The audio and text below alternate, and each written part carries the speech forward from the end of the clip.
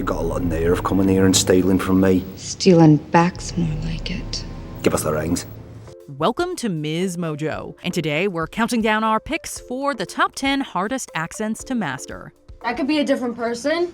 Jesus Christ. You tell me what you want me to do. I'll be whoever you want me to be. For this list, we're looking at the most complex accents that make us cringe when they're bad, but impress us when they're done right. If we missed any of the ones you can't master, let us know in the comments below. Number 10, Southern United States. He's gonna change tempo, attitude, tone of voice. He's gonna come out with questions you never thought of just to screw you up. The United States contains a myriad of accents, but not many that are as differentiated as the Southern one. When we say Southern accent, we could be talking about a variety of places, all the way from Texas to Alabama. A handful of marbles. You put them in your mouth, okay? Then you go to Gillis, you ride that boat. Every time you ride that boat, you take one of them marbles and spit it out. For actors, it can be difficult to accurately place themselves and their voices in the region. Hollywood arguably doesn't have the strongest track record when it comes to creating nuanced Southern characters either. That lack of nuance extends to what the industry thinks is a believable accent. And it'd be great if we got more actors like Kerry Russell really living in the Southern drawl in movies like Waitress. I think we need to end this. No. Yes. Why? Because I feel like a bad person and I can't live with that. But they tend to settle for something more akin to Nicolas Cage in Con Air. What's wrong with him? My first thought would be a lot. Number 9, Italian. My father's problem is he's stuck in the past. He refuses to take Gucci into the next century. With Ridley Scott's House of Gucci and Chris Pratt's questionable Mario accent in the trailer for the new Super Mario Bros. Movie, Italian accents have been in the culture lately. All right.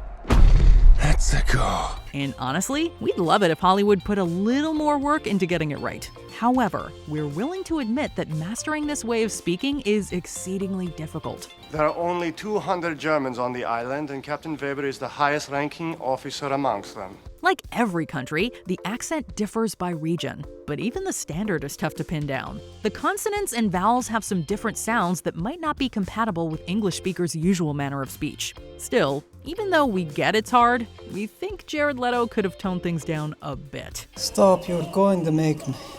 You're going to make me cry.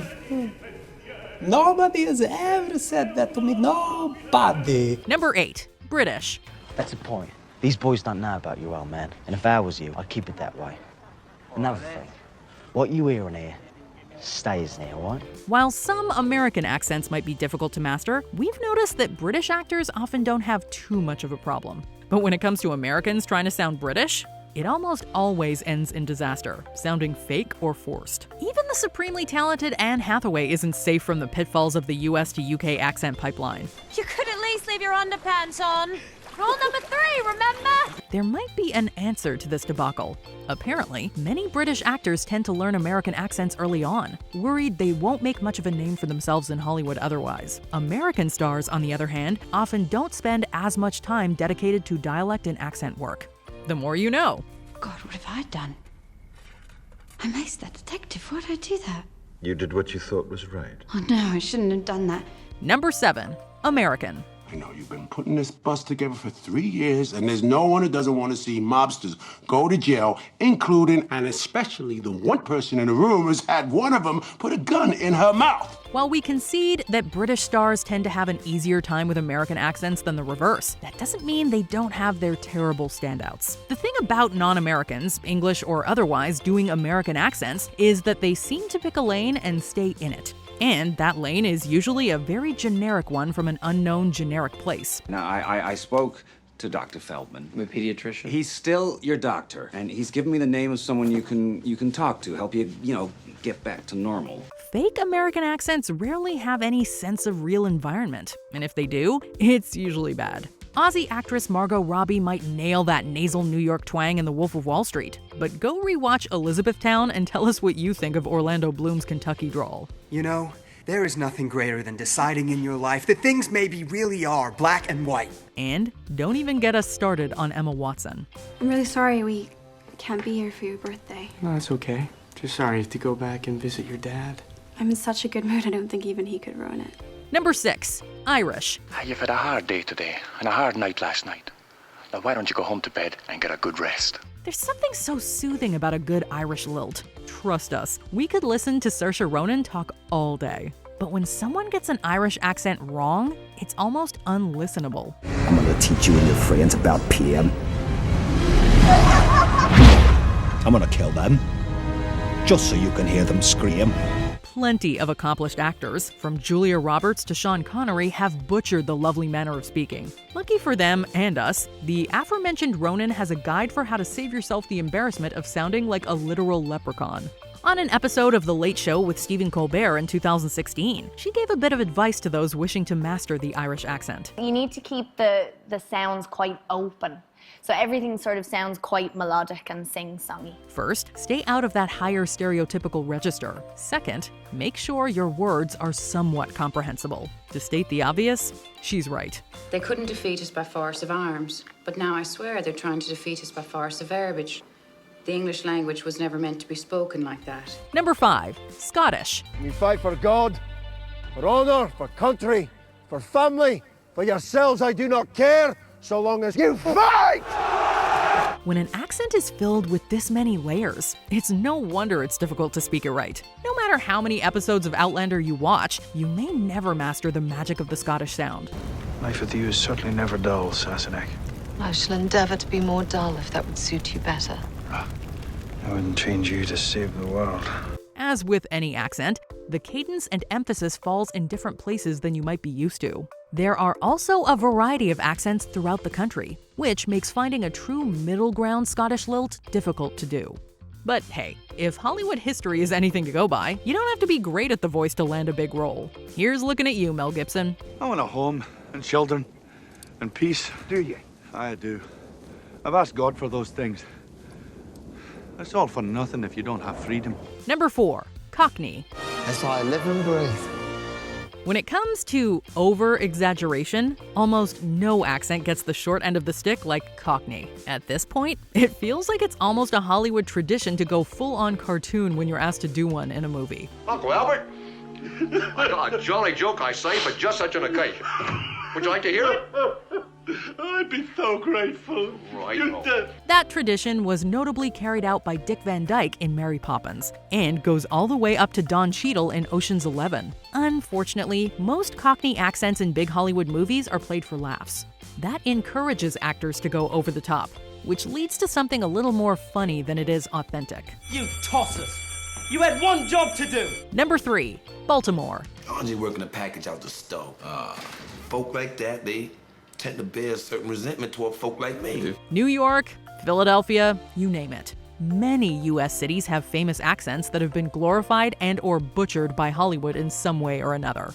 But few are as elusive or done quite as badly as the Baltimore one. Me, an agent? You see me hobnobbing and drinking rum and cokes with all those hoi pollois? And out negotiating them. Oh, you're crazy! It's not quite as well known as others, so it can sometimes sound a little strange to our ears and is therefore difficult for a lot of people to master. It has a particular feature called fronting back vowels, which involves bringing your tongue forward instead of back. That, much like the Southern American accent, makes it rather difficult to mimic accurately. You doing this, sir? This ain't me, it's you. I gave you a shot, right? You want to say something now? Should we keep going?